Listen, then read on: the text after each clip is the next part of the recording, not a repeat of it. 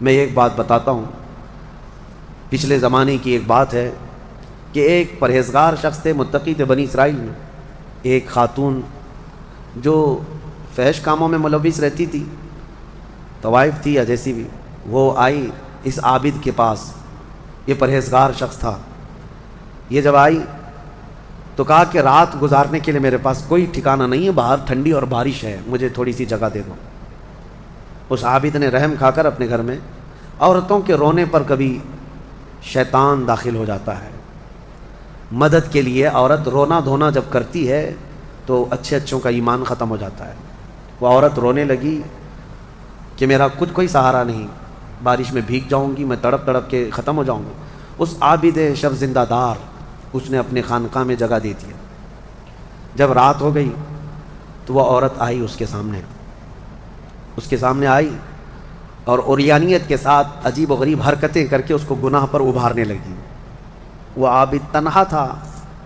وہ قریب آیا، اس کے بعد پوچھا کیا چاہتی ہے؟ کہا چل کوئی نہیں ہے رات میں، کوئی نہیں ہے، ہم لوگ اپنے جسموں کی سکون حاصل کر لیں.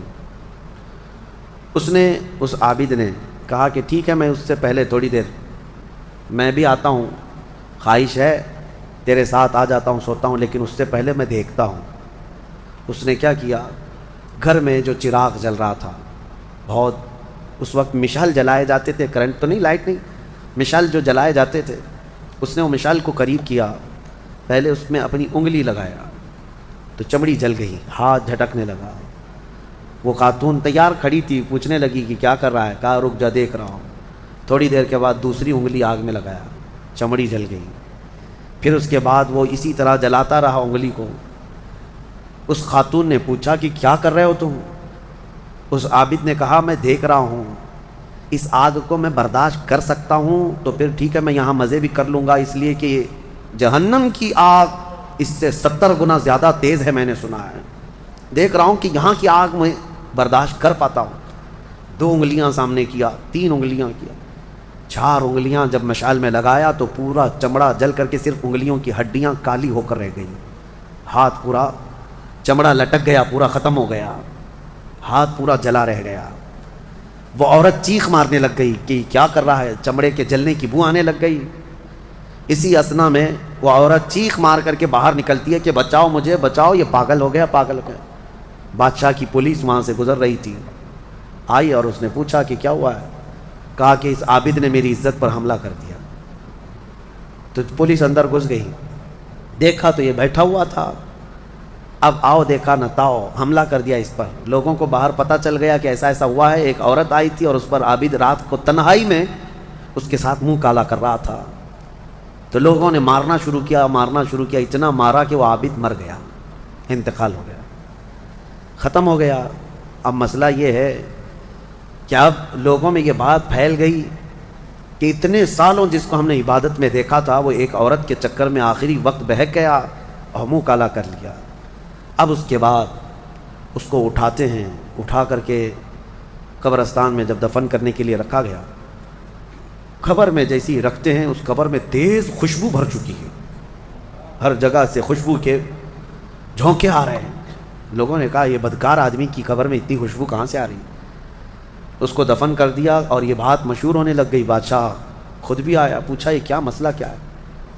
تو لوگوں کو جب یہ بات سمجھ میں نہیں آئی تو علماء کو بلایا گیا اور پوچھا گیا کہ کیا مسئلہ ہے. کہا گیا کہ یہ بدکار نہیں ہو سکتا، یہ اللہ کی رضا میں انتقال کیا ہے. اس خاتون کو پکڑ کر لایا گیا، پوچھا گیا کہ کیا کیا معاملہ ہوا تھا، سچ بتا. اس عورت نے بتایا کہ اس کا کوئی مسئلہ نہیں تھا، یہ ڈرتا رہا اللہ سے اور آخرت سے ڈرتا رہا، اور رات میں یہ بیٹھ کر کے اپنی انگلیاں جلا لیا تھا اور یہ کہتا تھا کہ میں دیکھتا ہوں دنیا کی آگ سے میں برداشت کر پاتا ہوں تو ٹھیک ہے میں تیرے ساتھ مزہ کروں گا، نہیں تو پھر آخرت کا عذاب اس سے بھی بڑا سخت ہے.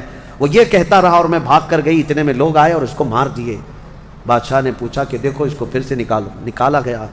اس خاتون کے بتائے ہوئے اعتبار سے جب دیکھا گیا تو اس کا ہاتھ جلا ہوا ویسے ہی موجود تھا، جلا ہوا ہاتھ ویسے ہی موجود تھا جیسے اس عورت نے واقعہ سنایا تھا.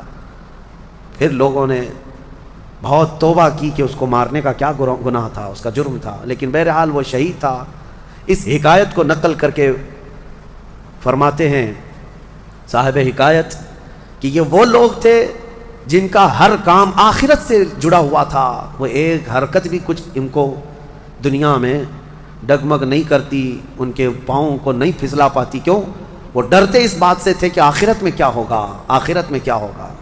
میرے عزیزو، میں آپ کو بتاؤں، زنا کی جو سزا ہم نے بتائی تھی، اس سے قبل بھی میں نے بتایا، کوڑے مار دیے جائیں 100 یا سنسار کر دیے جائیں، یہ آخرت میں دی جانے والی سزا کا 100واں حصہ ہے.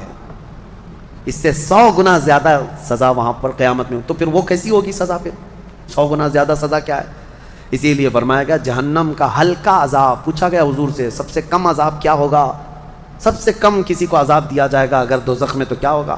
فرمایا گیا کہ اس کو آگ کی جوتیاں پہنائی جائیں گی جس کی گرمی سے اس کا بھیجا پک کر کے ابل رہا ہوگا.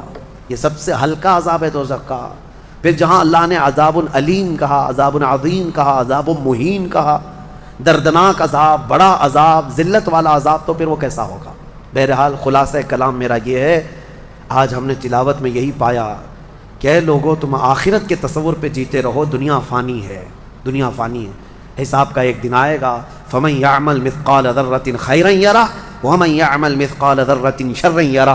اللہ فرماتا ہے جس نے رائی کے دانے کے برابر نیکی کی وہ بھی دیکھے گا قیامت کے دن، اور جس نے رائی کے دانے